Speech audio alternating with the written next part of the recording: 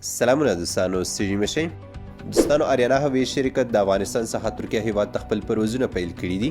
نو غواړم چې نننۍ ویډیو کې همدې باره کې معلومات درکړم چې یاد پروازونو کې کومو کسانو ته اجازه ورکوي، په کومو تاریخونو نه به دا پروازونه ترسره کیږي او د دې پروازونو ټکټ قیمتونه به څه وي. نو هیله لرم چې تر پایه پورې مې ملتیا وکړئ. ښه دوستانو، 13 ورځ آریانا هوایي شرکت د کابل څخه استانبول ته او استانبول څخه کابل ته خپل پرواز ترسره کړ. دا د یاد هوایي شرکت فکر کوم دوهم پرواز و چې ترکیه هیواد ته ترسره شو. کوم پرواز چې د کابل څخه استانبول ته کېدو، په هغې کې صرف هغو مسافرینو ته اجازه ورکړی شوه کوم چا چې د ترکیه هیواد تابعیت درلود یا یې کورنۍ ویلیډ کیملیک درلودو. د هغې سربیره ښه زده کوونکو ته هم پکې اجازه ورکړی شوه کوم چې د ترکیه هیواد سکالرشیپونه لري. بیا چې کوم پرواز د استانبول څخه کابل ته و، هغې کې خو ښه چاته اجازه ورکړی شوه چې بیرته خپل وطن ته راشي. چا چې اسناد درلودل هغوی ته پکې اجازه وه. ها اوس دلته خبره دا پیدا کیږي چې راتلونکي پروازونه یې کله دي او کومو کسانو ته پکې اجازه ورکوي کیږي. دې باره کې چې د یاد هوایي شرکت مسؤلینو سره زما خبرې کېدې، دوی وویل چې اوس مهال موږ په هفته کې یو پرواز لرو.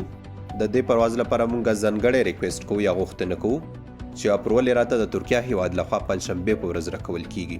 هغې نه پس د جمعې په ورځ موږ د کابل څخه استانبول ته یو پرواز او بیا بلې جمعې ته د کابل څخه انکرې ته وي.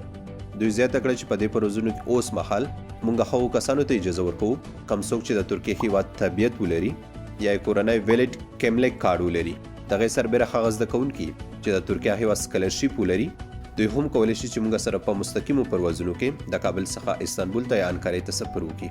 د هغې سربیره زموږ هغه هیوادوال چې اوس مهال په ترکیه کې دي، دوی هم کولی شي چې نږدې کوم ایجنسۍ ته ورشي، هغو ایجنسیانو نه د دې پروازونو ټکټ واخلي او بیرته آریانا هوایي شرکت سره خپل وطن ته راشي.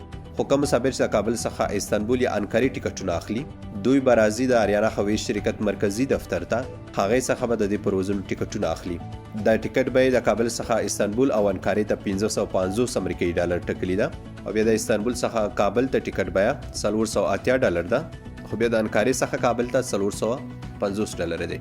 که په ترکیه کې کوم ایجنسۍ والا در څخه زیاتې پیسې واخیستې، نو تاسو کولی شئ چې ما سره کانټیکټ وکړئ او ما ته هغې ایجنسۍ په باره کې معلومات راکړئ تر څو زه آریانا هوایي شرکت مسؤلینو سره شریک کړم. دوی وویل چې فلحال خو ترکیه هیواد ته همدا لړۍ جریان لري، خو موږ لا کوششونه یې زیات کړي دي تر څو ترکیه هیواد ته نارمل پروازونه بیرته پیل کړو. نو دا د ترکیه هیواد پروازونو په اړه معلومات. که دې کې کم نوي سره راتلل، هغې لپاره تاسو احمد ټایمز تعقیبوئ. انشاءالله چې زه به هم پوه خبروم. نو ستاسو دعاګانو او سپورټ څخه زه د زړه له کومې مننه کوم. ښاد او آباد اوسئ.